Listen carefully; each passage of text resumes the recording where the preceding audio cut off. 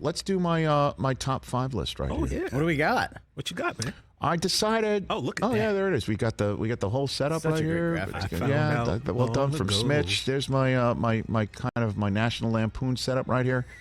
My top 5 pleasant surprises of Week 1.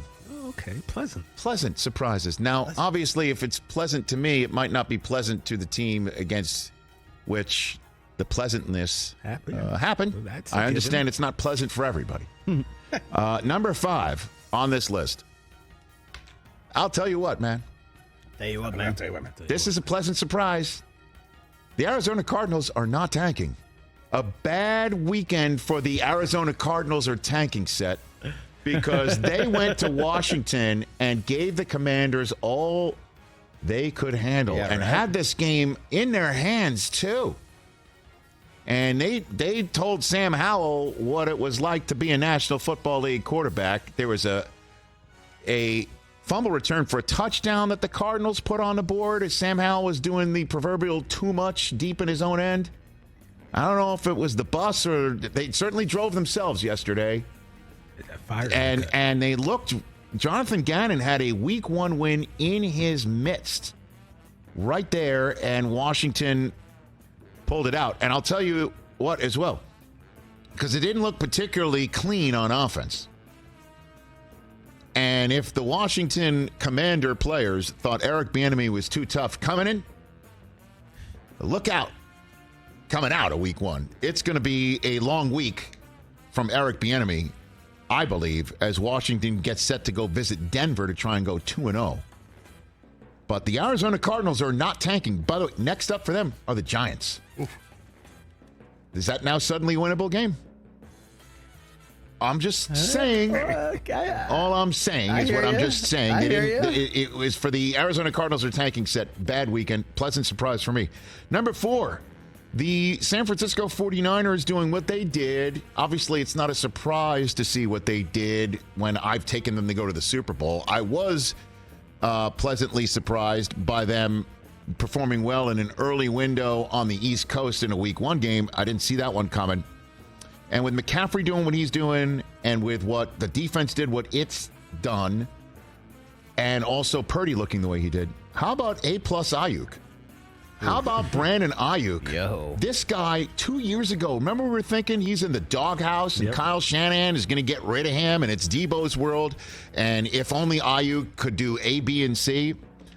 How does 8 catches for 129 yards and 2 touchdowns hit you? That'll play. They basically didn't have Debo doing too much yesterday.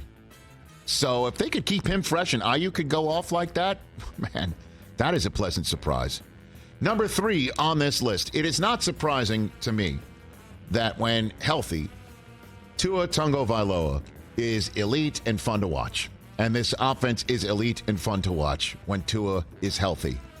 But how about TUA-JITSU might be working out? How about that?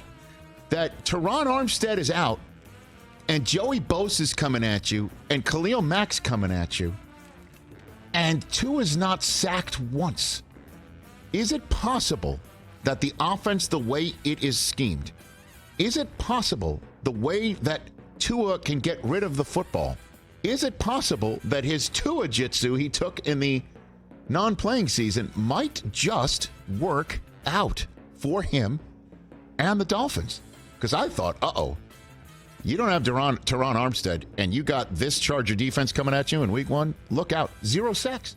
So kudos to the line in front of him. And then I guess the TUA-JITSU. By the way, I should trademark that. Number 2 on this list of the most pleasant surprises of week number 1 is the return of Baker Mayfield. Oh, yeah. The numbers aren't incredibly impressive. They were not. 21 of 34, 173 yards and 2 scores. But one of them was to Mike Evans, who, by the way, with the GOAT, the greatest of all time, last year had an 11-game streak with no touchdowns. And Baker's first game as a starter for the Bucs, he found Evans.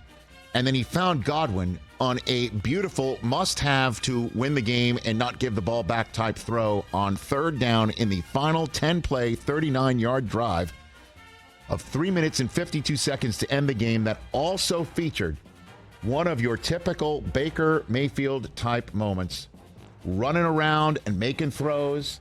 And then, of course, him scrambling right on 3rd and 3 at the Minnesota 43 with 3:39 to go, just after they had gotten a field goal, thanks to Baker Mayfield going 10 plays and 38 yards to give them a 2017 lead. And the defense gets Kirk Cousins to go 3 and out. You get the ball back. It's 3rd and 3. If you have to punt it back, you're giving Cousins and the Vikings yet another chance to win at the end of the game, which, by the way, was their trademark last year.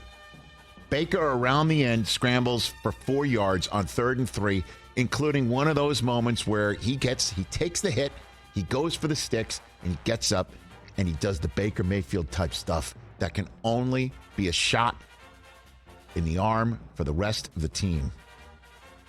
The return of Baker Mayfield for 1 week, it was great to see. A total pleasant surprise. But number one on this list, this is a no-brainer.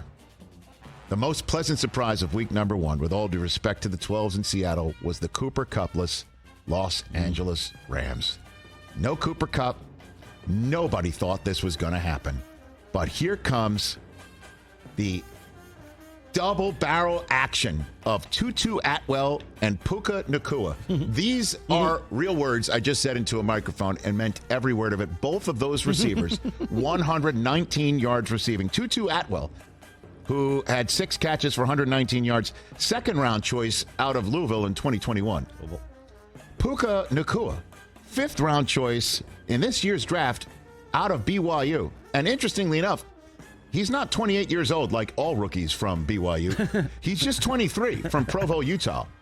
And he had 10 catches for 119 yards on 15 targets. That was the craziest thing to me. So he must not be one of those guys with the phone in his face, because Stafford recognized him.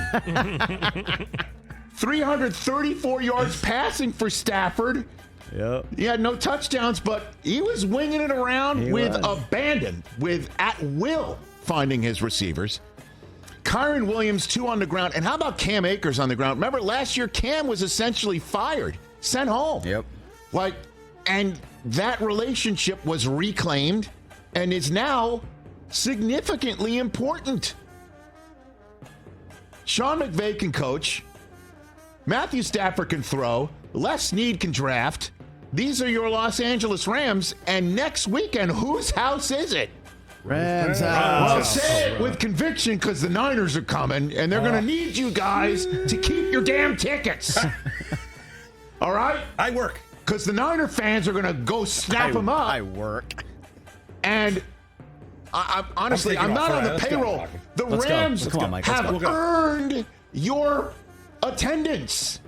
That's true. They just earned your attendance. That's true. Next weekend, with You're that right. performance, Whose house? 3 total Brockman's and Mike's yards house. for the Seahawks prior to their last drive that meant nothing. Just 12 yards of offense for Seattle in the second half. Aaron Donald caused Geno Smith to say the words, "Oh my God," as he's throwing a pass in the NFL. That was funny.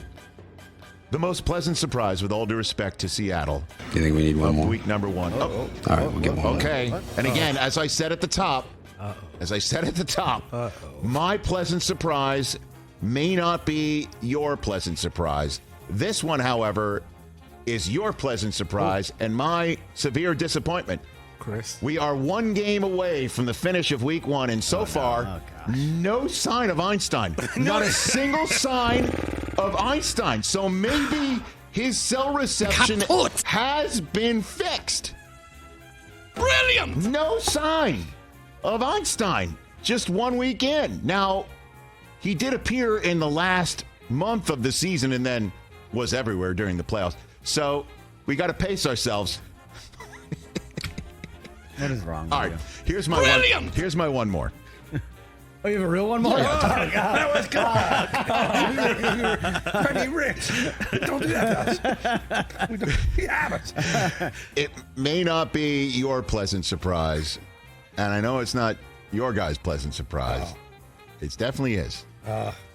The Cowboys might be really good in all three They're phases. so good. I told you.